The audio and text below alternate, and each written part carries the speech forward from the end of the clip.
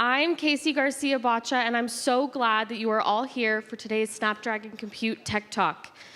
As you know, you can use the QR code on all of the screens to submit questions for today's speakers. And with that, please help me welcome to the stage Senior Director of Product Management, Nitin Kumar. Thank you, Casey.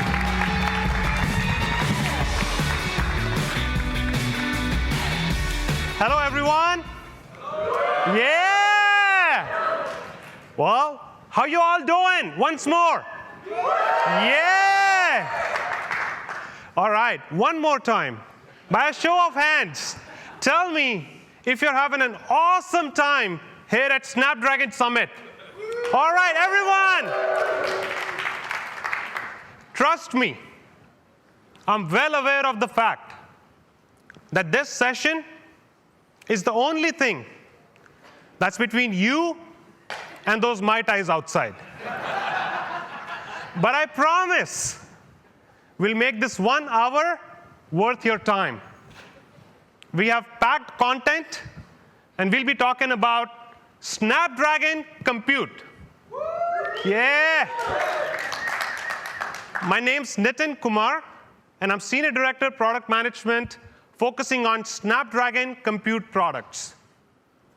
But that's just my title. What I really do, and I absolutely love, is along with my colleagues at Qualcomm and a lot of smart people in the industry and our partners, together, we bring these devices in your hands. Snapdragon Compute is redefining the modern laptop. Snapdragon is at the center of the PC. Snapdragon is at the heart of the PC. You heard, premium Android equals Snapdragon Mobile. Compute's no different. Snapdragon Compute equals premium experience. I'll say it again. Snapdragon Compute equals premium experience. Thank you. But you may ask, what qualifies a premium experience? How do you define premium experience? How do you say that this is a premium experience and the other one is not? Of course, it has to start with performance. Your PC, your laptop, is your digital tool for productivity. You want it to be given a task, and you want your PC to complete that task now. But that's half the story. High performance is only half the story. Delivering that high performance, but if it drains your battery life, and every 2 hours you're trying to find that charger to charge your laptop back, that's not premium experience. Delivering performance with multi-day battery life, that is premium experience. The metric is leading performance per watt. Your multimedia capabilities, imaging, video, audio, whether you are on a video call or you're listening to a song, you want to hear that every single sound beat of that music. It needs to be connected, be it indoors with Wi-Fi, with latest Wi-Fi technology, or on mobile with 5G cellular connectivity. Your premium PC needs to be thin and light. You don't want to carry a brick around in your backpack.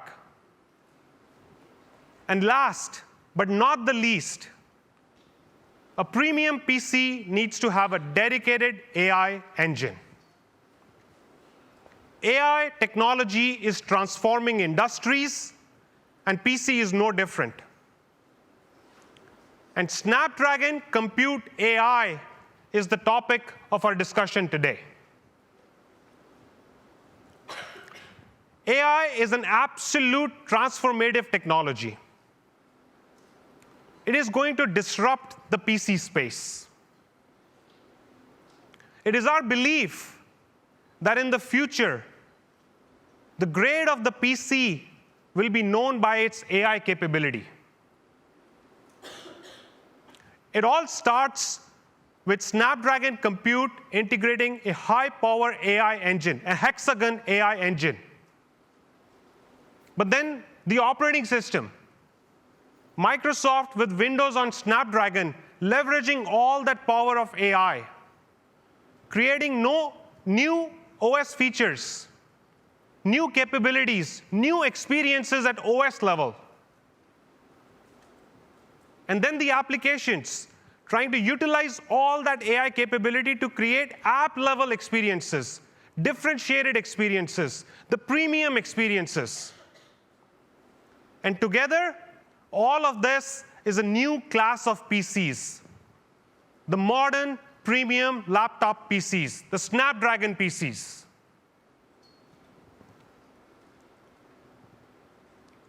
Earlier today, in the keynote, you saw this slide. The UL Procyon AI benchmark on Snapdragon 8cx Gen 3 platform is 5 times faster than a competitor CPU. To run AI processing, local AI inference on the edge, running it on the device, Snapdragon is 5 times faster than the competitor CPU and 2.5 times faster than the competitor GPU. That's incredible.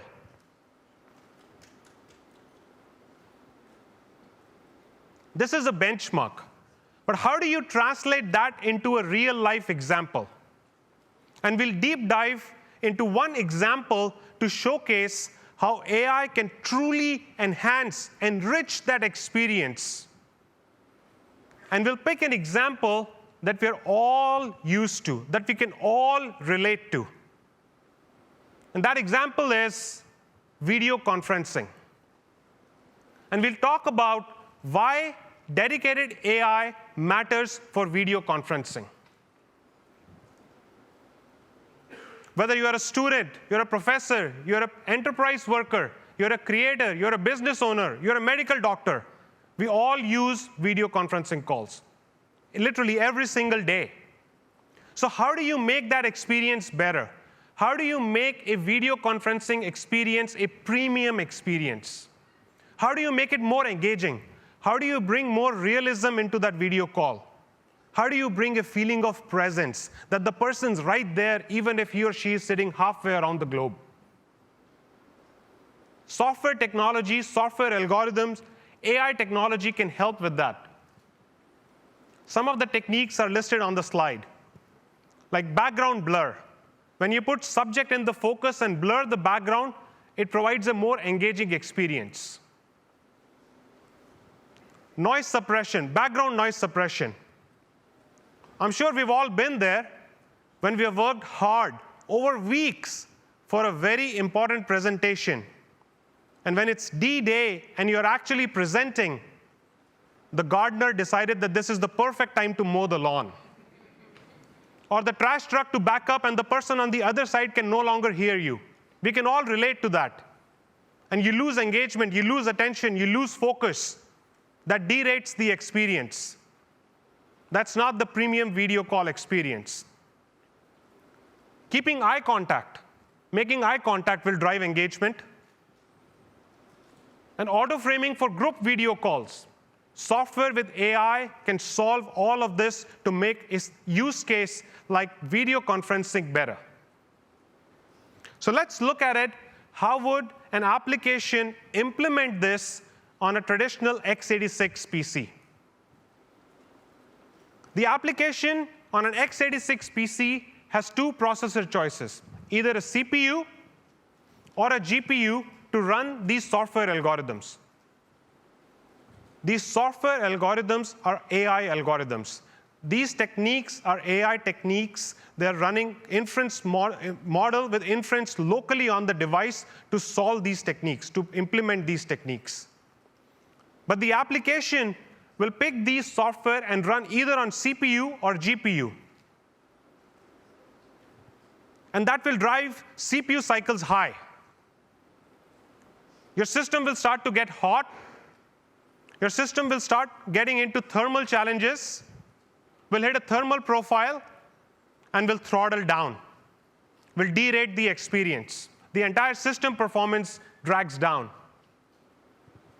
And the application will have to make a tough trade-off choice because they cannot run these AI-tuned algorithms on CPU, and they'll make a choice to maybe run one, and they just cannot run others concurrently. Like in this case, you can see the background blur is highlighted, but the application does not have the CPU power to run all of them concurrently because you hit a thermal profile. But with Snapdragon 8cx Gen 3 compute platform, there is a third new class of processor. That's the dedicated AI hexagon AI processor. The application can now leverage this third resource that is made available. And that's dedicated, optimized for all the AI processing. The application does not need to make a tough choice in running all of these concurrently. They can run all of these concurrently. There are two key advantages for this. Number one, provides a better video call experience, provides better engagement. They can run all of these concurrently. AI can help drive better engagement. And second benefit, it leaves the CPU and GPU cycles available for other applications to use at the same time. This drives a much better system experience.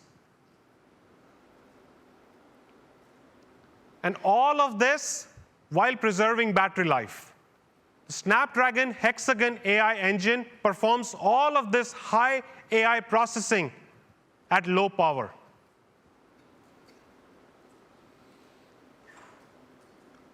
Again, on x86, there are thermal challenges, lower performance. Your system gets hot. You have to move it away from your lap.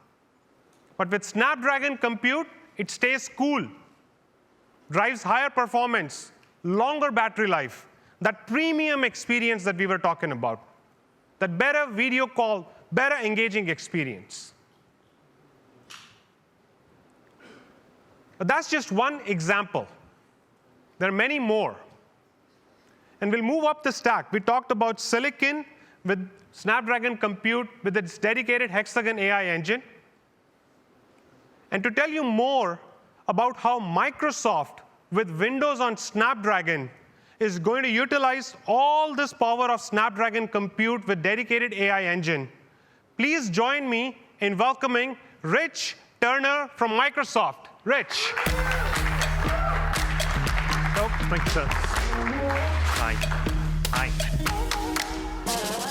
Hello, Rich. Hi. It's great to be here. It's a fun crowd. Met many at lunch as well.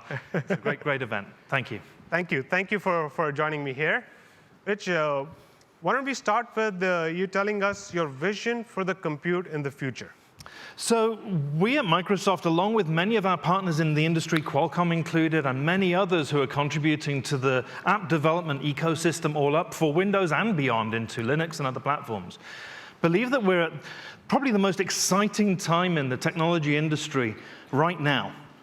There are more opportunities now in software development to build applications that delight and excite customers than ever before. And we believe that we're literally at an inflection point where we're going to start seeing ever more exciting applications that take full advantage of the incredible hardware and innovative device form factors that are now becoming available, powered in some cases by Snapdragon. We also believe that a lot of those applications will be augmented and improved and made more valuable and more helpful to the end user through the use of AI. That's awesome. That's awesome, Rich. That's a very, very powerful vision, I must say. But that powerful vision must also require a very powerful hardware, right? Yes, absolutely. This is not something we can do purely with software.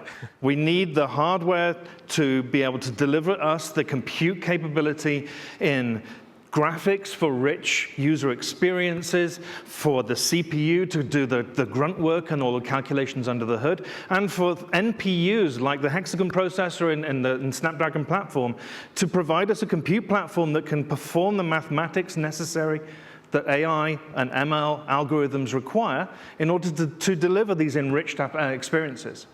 That's great. And that's also, can you tell us a little bit more about how it will help with developers?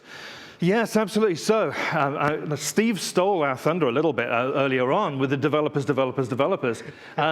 But fundamentally, as many of you know, Microsoft has a huge history and a huge part of our business is in enabling and empowering developers to build applications, to build systems, to build services, cloud services, all the way down to local applications on the device. So we have been really, really excited to start work on, a couple of years ago, start work on bringing a lot of our fundamental development tools and development platforms along with Windows to the Snapdragon platform.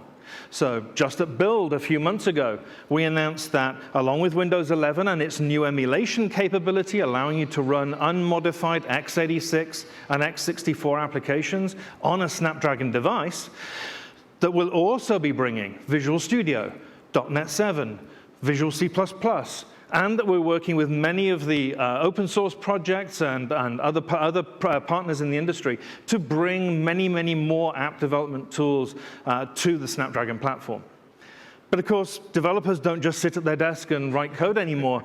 Many developers rely on services in the sky. Many developers use CI/CD infrastructure to automatically build and run tests of their application on a continual basis and eventually release into whatever vehicle they use for shipping. So we now have ARM VMs in Azure so that you have the ability to run your ARM applications in VMs in the Azure cloud. But of course, we also need devices. And devices are lifeblood for many developers. Some developers like portable devices, some like desktop form factor devices, and so we've been working on those devices as well. That's great, Rich. Seems like a very powerful developer device. But is this the Project Volterra device that Satya announced at Build earlier? Yes, absolutely. So Volterra, Project Volterra, as it was codenamed back at Build, is now the Windows development kit. Some of these devices are actually over here on this booth. And it's a device that we in the Windows team, along with many of our partners around Microsoft, built specifically for developers. It's built using the same platform as the new Pro 9, the Surface Pro 9, but it's been tuned for a desktop form factor experience. We have 32 gig of RAM, 512 gig of storage, several USB ports, and even a physical Ethernet socket. And that device has been built with the performance characteristics that a developer would expect so that a developer can sit on those devices all day long, running their productivity apps alongside their dev apps and building and testing their applications as they port them to natively target the Snapdragon platform. That's awesome, and that sounds like one very incredible, powerful device. It actually, I may be a little biased, but I've actually been running one daily now since March, and I have thrown everything I can think at it, and it has just simply weathered the storm. I even run Halo on this thing, streaming it using Xbox streaming. Just don't tell my boss; it's a secret amongst us. But it's a great little device, and it's proven to be very, very popular. That's great. We'll all keep a secret. We will not tell your boss, oh, you're playing Halo on that device. That's okay then. Don't rest assured. But, Rich, why don't you tell us more about how's the feedback been since the launch? Then what has the feedback been from the developer community then? So the feedback has blown all of our expectations. The feedback has been overwhelmingly positive. Lots and lots of developers out in the Windows ecosystem are very excited about having a new opportunity, a new platform arrive in the marketplace and become real and viable for them to build applications and experiences that, for example, might run on a device that might last multiple days on a single charge, rather than having to run on a device that might need to be plugged in 2 or 3 times a day. How might that affect your applications and the way that you use that device and the applications that run upon them? So a lot of developers are very excited about ARM and Snapdragon-powered devices, and these devices are selling very, very well indeed. We've actually sold out in some of the countries we've made these devices available in, which is very gratifying and also very frustrating for those customers, so please bear with us. But it's been very, very well received, and there's a lot of excitement about it. That's really, really great to hear the feedback from the developers. But you mentioned you have one here. Can we take a look? Absolutely. So I have a willing victim in the demo chair here. Thankfully, it's not me doing this at the same time. But here we see Windows 11 running on a Volterra or Windows Dev Kit device. And as we can see here, the start menu is very responsive. Let's bring up Task Manager. And for those who haven't seen this before, this is a little application that comes built into Windows. It's been recently overhauled, actually, and now supports dark theme, thank goodness. And this allows you to see essentially the heartbeat of your machine. So you can see the CPU or each of the cores on your CPU and how busy, or as you can see here, how not busy they actually are right now, how much memory the device is using, how much I/O is going through the disk, how much I/O is going through the Wi-Fi and so on, and how busy the GPU is.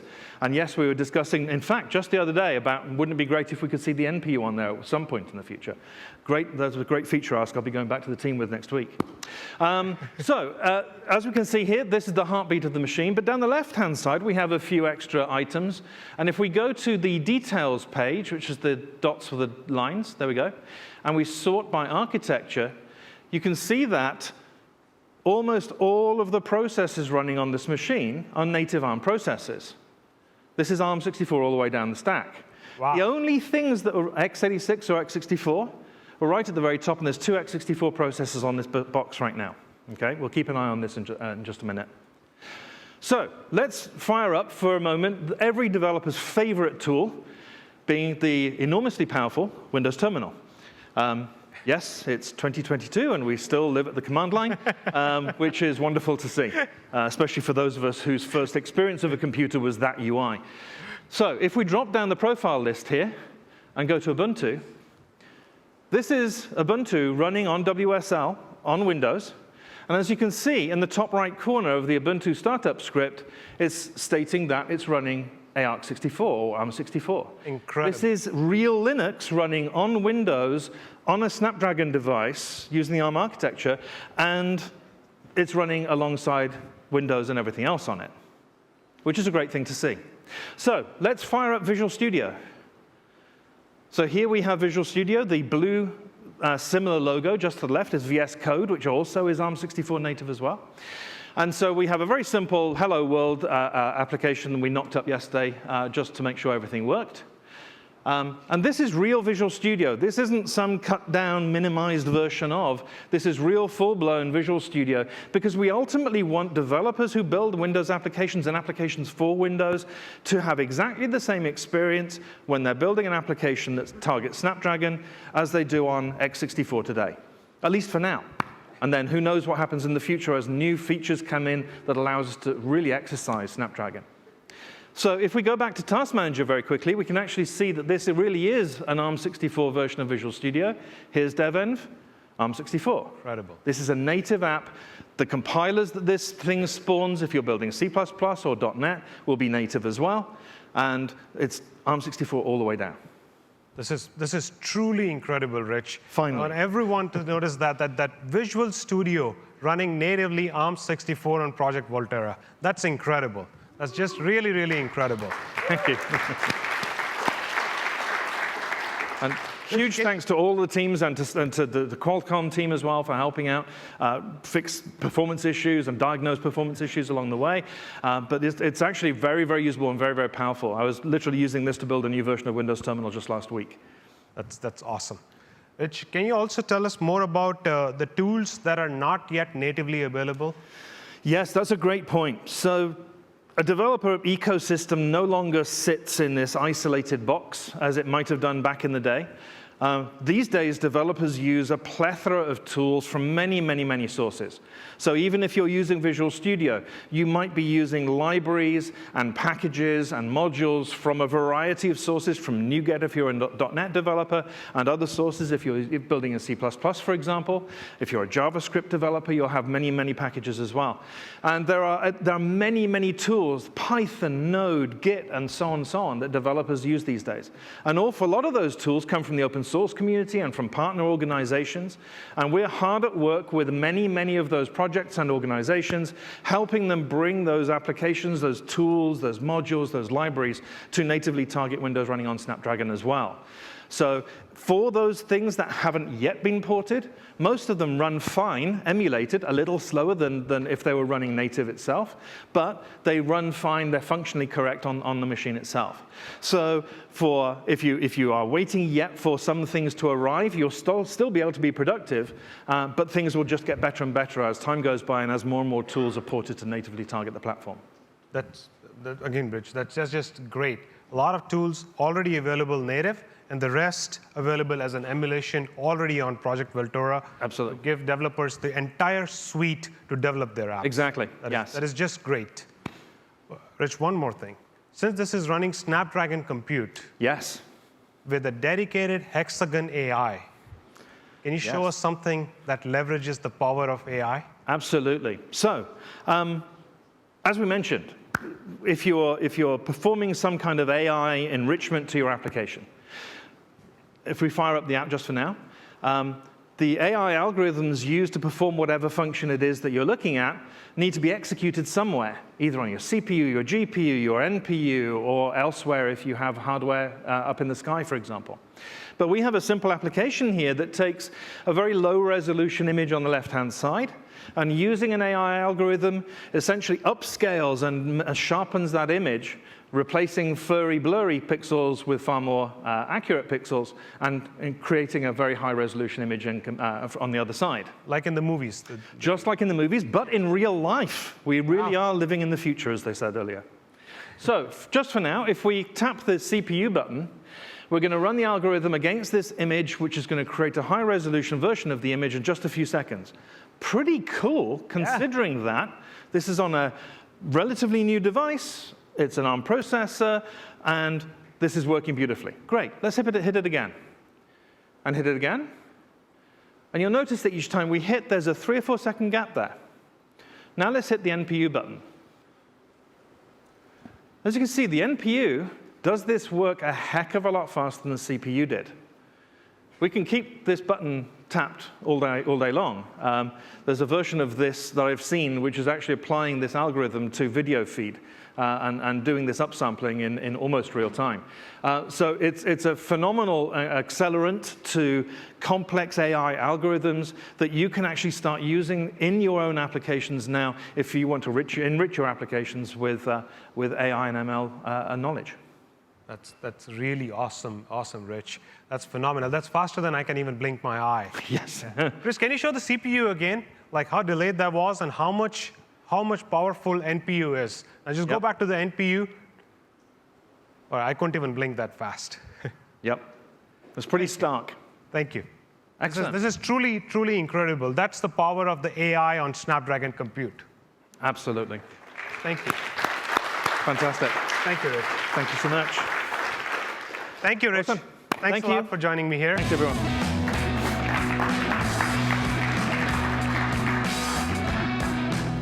Chris, thank you for helping with the demo. All right, so we just saw the power of Snapdragon Compute AI and how Microsoft, with their Windows on Snapdragon platform, can leverage all that capability and then using Project Volterra as a dev kit, Windows dev kit, to give that for developers to develop apps. This is just truly, truly incredible.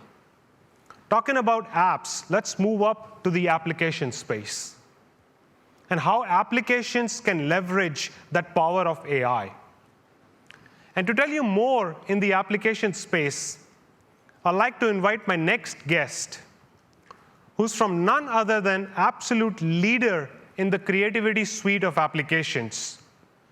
So please join me in welcoming Oliver Brdiczka from Adobe. Take it away, Oliver. Yeah, good afternoon, everyone. Thanks, Nitin, for the introduction, and thank you, Qualcomm, for having me here. So I'd like to talk more about our partnership and some of the exciting new experiences we are working on together.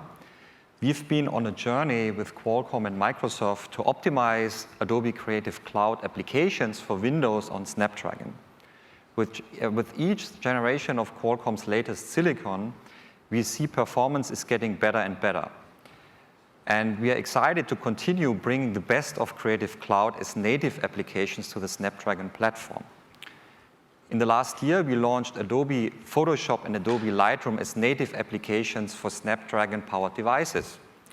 As you heard in the keynote yesterday, we are also bringing Adobe Acrobat and Adobe Fresco to Snapdragon platform in 2023. Having our applications available to Windows on Snapdragon platforms really opens the possibilities for creators.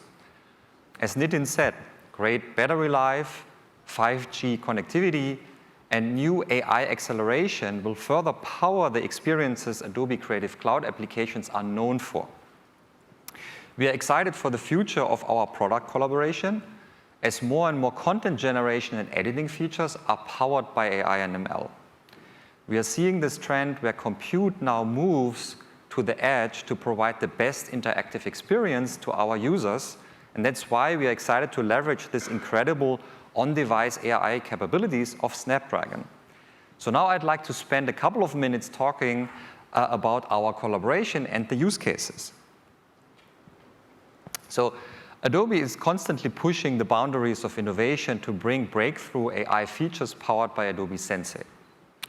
In October, we unveiled exciting new innovations in Photoshop, including selection improvements that enhance the accuracy and quality of selections, and a one-click delete and fill tool to remove and replace objects in images with a single action. Now, one use case of AI processing in our applications is found in neural filters in Photoshop, and this is something you can find in Photoshop today. For example, let's take the action of converting an old photograph from black and white to color. So this is actually what you see on this slide. On traditional systems, we run this process on the CPU or the GPU for these advanced AI experiences.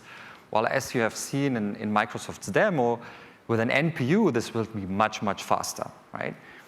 The dedicated AI engine in Snapdragon can not only efficiently improve and optimize AI-based experiences without straining CPU and GPU resources, but also run these models incredibly fast. And as a matter of fact, we have started to port some of our models over to the Hexagon processor. And from some of the early results that we are seeing, we see orders of magnitude faster performance in executing these models. And we are working closely with the Qualcomm tech teams to optimize these AI models further to deliver the best experience to our creators using Adobe Creative Cloud apps on Windows and on Snapdragon devices. So as this was kind of interesting use case for you to recolor your old photographs, let me share another one use case that we are working on, or that you actually can find in Photoshop today. So it's Landscape Mixer. It's another neural filter. Landscape Mixer actually magically transforms the landscape by mixing with another image or changing attributes like time of day or season. So in this example, you have, like, I think it's Arches National Park, and you transform it into a landscape that looks maybe more like Hawaii. As you can imagine, this requires quite a bit of compute resources, and we believe this application will largely benefit from an integrated AI processor on Snapdragon. Here as well, we already did some tests, and we are seeing magnitude faster performance on the Hexagon processor in executing our models. Again, these are just early results from what we are seeing, but the possibilities are quite exciting when I think about what is possible in the future and for the different kinds of creative endeavors a creator might actually have. So with this, thanks for having me, and I hand it back to Nitin. Thank you.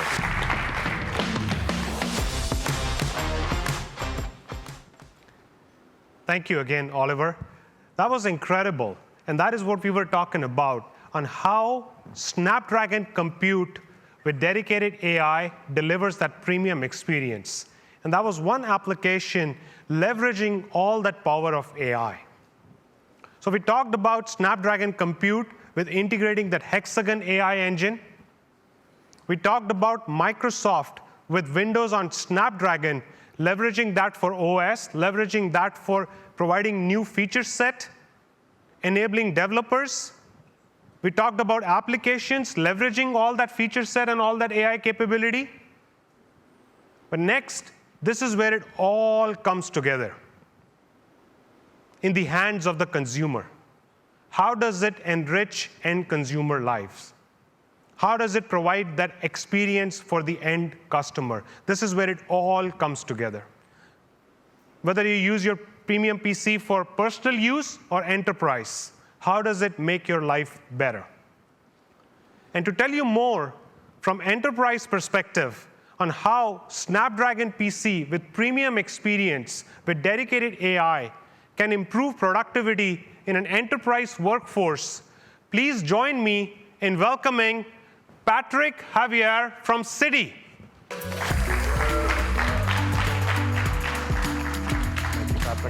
Take it away. Thank you. Good afternoon, everybody. So, my name is Patrick Javier from Citi, and I want to talk a little bit about how we are leveraging the Snapdragon PC within the enterprise to service our end user base. So, at Citi, we are on a mission to use technology to provide the best financial services to the world. Our goal is to exceed our clients' expectations, be responsible global citizens, and to do the right thing for our employees. Having the tools to accomplish this is essential. Like many companies today, we are a hybrid workforce. And being a hybrid workforce means being able to move from environment to environment without limitations, whether it's your home, your office, a client location, or even a retail Citi bank.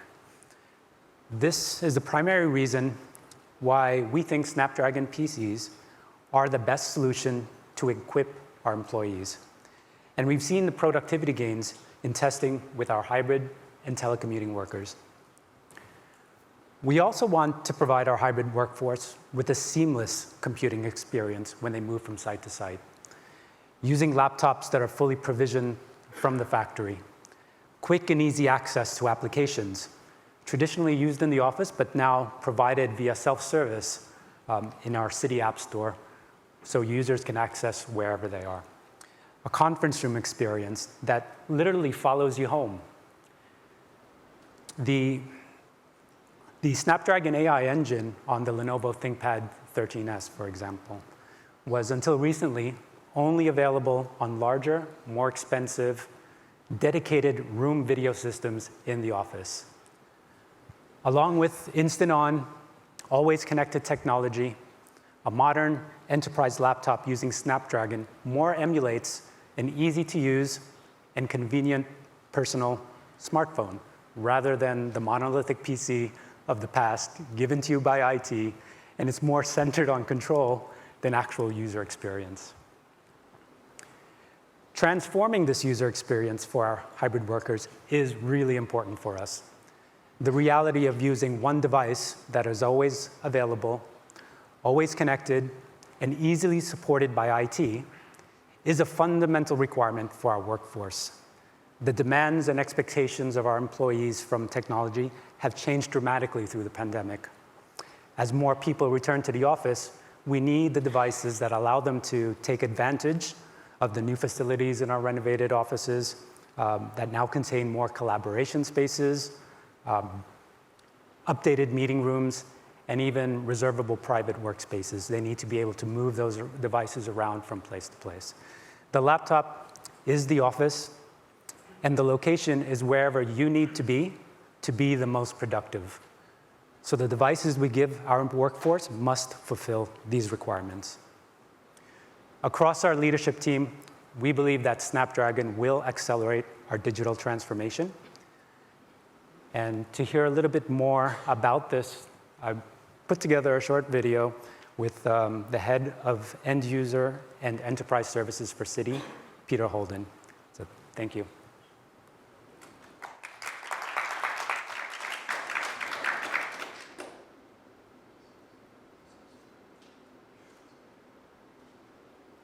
Hi, I'm Pete Holden, head of CTI End User Services and co-head of CTI Enterprise Services.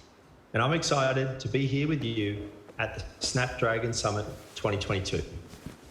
As the head of End User Services, I oversee the provision of tools to enable and empower Citi's over 300,000 staff to be productive, to collaborate, and to eliminate repetitive work. Technology is the foundation which underpins all that we do in Citi and which ensures we deliver modern, robust, innovative, and secure solutions to our clients. When it comes to enabling our workforce in a new world we're living in, we're committed to enhancing our digital infrastructure to increase employee efficiency and customer satisfaction. PCs powered by Snapdragon technology are an incredible innovation that will help modernize our business as we optimize our hybrid work model. We have tested these devices and the results have been phenomenal. With 5G, dedicated AI, long battery life, and enterprise-grade security, Snapdragon allows our team to collaborate and be productive from anywhere at any time. We're excited to work with Qualcomm Technologies and leverage their expertise, wireless technologies to grow our business. We want to continue to explore how Snapdragon technology can help solve challenges, optimize operations, and move our mission forward.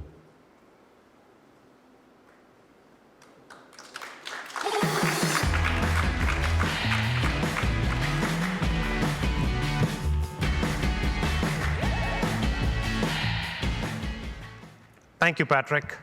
Thank you. And we are very grateful for Citi to have us as a partner in your digital transformation journey. So thank you. Okay.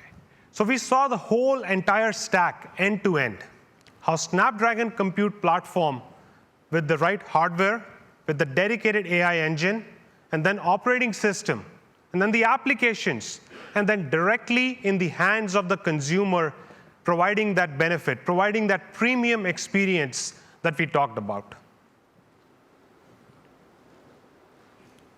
Snapdragon is driving the convergence for mobile and PC.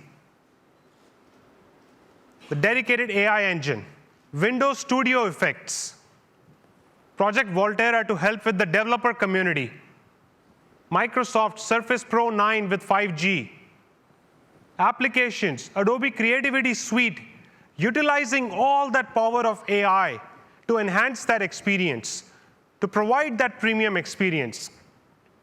And with enterprises like Citi, with 70% of their workforce eligible for a Windows on Snapdragon transition, and Qualcomm next-gen CPU, Qualcomm Orion CPU, all this combined together, Snapdragon Compute is driving premium experiences. Snapdragon Compute is driving the convergence of mobile and PC. And with that, I thank you all for attending this keynote. And now I'd like to invite Rich and Oliver back on the stage to join me here for Q&A. Thank you.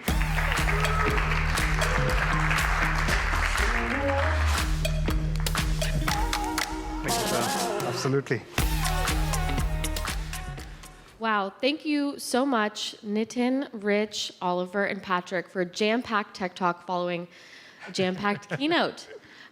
We now would like to open the floor for Q&A. So as mentioned, if you could please scan the QR code on both of these screens.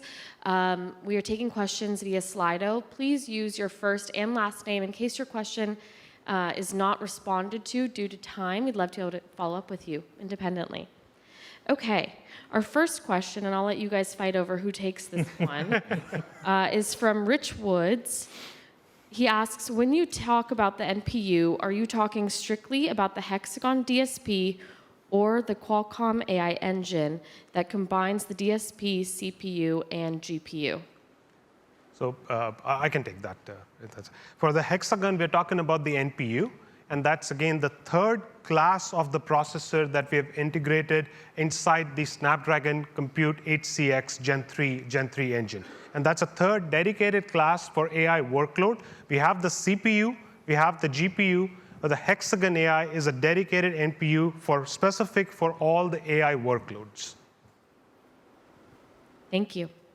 The next question is it correct to assume that this video conferencing experience of 8cx, I assume 8cx Gen 3, is exactly what's behind the Windows Studio effect on the new Surface Pro 5G, Surface Pro 9 5G, I assume? Yes. All right. Yeah, that's the power of, maybe Rich, if you don't mind, I'll add to that. Yeah, that's the Snapdragon Compute with the dedicated engine behind the Windows Studio effects, leveraging all that AI for that differentiated premium experience. Absolutely, yes. Yeah. Oliver, this one's for you. Are there plans to bring Adobe Premiere Pro as native app to Windows on ARM? That is actually a very good question. it's definitely something that we are considering, right? And we are working on it, but I can't make any definite statements about it because you can imagine it's a very powerful application. So we need to make sure that the platform is ready to receive it. So much to look forward to. Yes, I know. Rich, maybe this one's for you. What resources does Microsoft and Qualcomm offer developers to build AI-infused applications? Oh, that's a good one. Qualcomm produces the Snappy SDK right now, which is very, very powerful tool. It's what we use to build the image upsampling demo application here. Microsoft is also back at base working on multiple layers of infrastructure to enable developers to build applications that take full advantage of NPUs and AI acceleration technologies in multiple layers. So as is often the case, the higher up the abstraction level you go, the easier it is to build the application. The lower down the level you go, you might have to do more work, but that gets you access to more of the hardware and more of the raw throughput and performance. So we're working on a strategy to enable developers to utilize local NPU. If there's no local NPU, to maybe use the CPU if the CPU is fast enough, or if not, then in theory as well, to offload some of those AI calculations off to the cloud as well, so that you can actually run inferencing in the cloud also. We're working on this strategy. We announced some of it at Build, our early thinking about it at Build, but you'll see a lot more about this in the coming year or so. Thank you, Rich. Casey, maybe if I'll add a little bit. So from Qualcomm perspective, we also have a Qualcomm developer network that also provides that tool set, that availability in terms of documentation and in terms of the knowledge base to help developers to learn on how to write AI on top of Windows on Snapdragon. Absolutely. Thank you. Maybe Nitin and Rich, you guys can jointly answer this one too. What's the software SDK, library, or API used to access the NPU when building Windows apps for Snapdragon? You want to start? Go ahead. OK. So from Qualcomm, we have the Snappy, the Snapdragon Neural Processing Engine SDK. That's the API that we make it available to our Windows on Snapdragon, even from an operating system perspective, and then to the application developers. Yep. And back at base, as I said, we're working on multiple levels of infrastructure to enable developers to use this stuff. Not all of it has been named yet, but this was colloquially classed as the hybrid loop when we announced this initiative back at Build last year. Thank you. Is the architecture tab a new feature of the task manager? Don't remember seeing this with older versions. Actually, no, it's been there for quite a while. We actually, I think, added it back when we were doing Itanium and x64, first of all. So it's been there for quite a while. But you might have to right-click the columns and add that as an optional tab to your list of selected tabs. Rich, will Microsoft add an NPU monitor to Task Manager like CPU and GPU? That was actually something we were discussing. I think it was Chris over here suggested just yesterday. I'm going to go back to campus next week and ask for exactly that, because I think it would be super cool to have that. No promises, but bear with me. I'll do my best. All right. Oliver, with Acrobat and Fresco coming to Snapdragon, is there any hope that Photoshop will be improved? Will be improved? Well, of course. Yeah, so we are constantly working on improvements, right? It's always a process, and we are always kind of also very eager to hear user feedback, right? If anything doesn't work, and all the platforms that we are now on are new, so we need to always improve and leverage really the power that the platforms have. Yep. Thank you. Question for all of you, I suppose. Beyond video conferencing, where else do you think AI will help improve user experiences? Maybe I'll start. As we were discussing in the talk earlier, that AI is a transformative technology. There are many different applications that will leverage the power of AI. We looked at one example of a video conferencing, but there can be others in, let's say, language translation. We looked at that earlier in the keynote as well. And then language processing, text translation, intelligent text editing. These are just a few of these examples. And we can leverage AI to create many more. In fact, it opens up the possibilities for a whole suite of applications. maybe Rich. Yeah. I think one field that is really emerging in the last year or two is generative AI. So that's kind of a field I'm very, very excited about. And I think to make experiences where creators can leverage this, you need a lot of computational power. And in particular, to do this on the edge, even if you don't have connectivity, is really essential, right? And I think there we will see a lot of new experiences coming up in the next years. And I'm very excited to run it on the Hexagon processor. Awesome. That's awesome. And I'll share as well from the Microsoft side of things. My team is actually, we actually own the fundamental Windows app platform. And we've been surveying teams inside Microsoft and outside Microsoft on where would you use AI? Where would you like help in using AI? What can we build to make it easier for you to take advantage of AI when you're building your apps on top of our platform?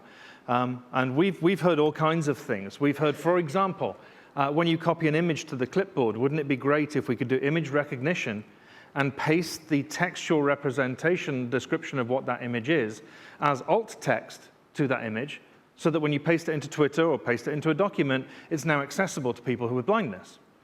I thought that was a great idea, personally. We'll see what we can do about that. But there are many, many, many others. I was speaking to the folks in Defender just a few weeks ago, and they're using AI now to start trying to identify malware attacks as the attack is gestating and spreading across the internet. I think a lot of what we're seeing, at least, is that a lot of AI will go on under the covers, and you won't even know that it's there, but it's there protecting you, helping make the thing that you're using more useful, more productive, more fun, and a better experience, and so on. What we're really looking for is you to tell us, what do you want to do with the platform?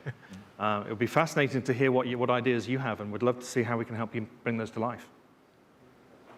Sounds like we may have a few ideas here, so I'll just list some maybe related questions. Yeah. Would hardware ray tracing also come to PC compute platforms? How about gaming on Windows on Snapdragon devices? Because many AAA games are still on x86. Yes, Do you want to talk about gaming? I cannot comment on our future roadmap or future products. But for the current 8cx Gen 3 platform, I will say that that's not as dedicated for a gaming device platform. That's a premium PC offering premium experiences, but it's not necessarily dedicated for like workstation workload or a gaming workload. But I'll stop at that. I cannot comment on our roadmap in the future. Okay, this will be our last one. What makes Hexagon faster than CPU and GPU? If you look at Qualcomm's history, Qualcomm has been investing in AI for more than a decade. And we have a long history of integrating AI, dedicated AI processing across a variety of our mobile platforms, and then on the compute platforms and other verticals as well. It is how the hardware is very specifically tuned for AI workload. AI workload is very unique in terms of how it utilizes the AI technology in doing that local inference on the edge. And that Hexagon processor is very finely designed and optimized for that AI workload. It is not a general purpose that you can run that application on a CPU and get the same result. It is, after years and years of innovation and ongoing effort, it is very specifically tuned for AI workload. Yep. Wow. Okay. Thank you, guys, so much. Please give our speakers a round of applause. Thank you. Thanks. Thank you. Thank you, Chris. Thank you, Chris. Thank you.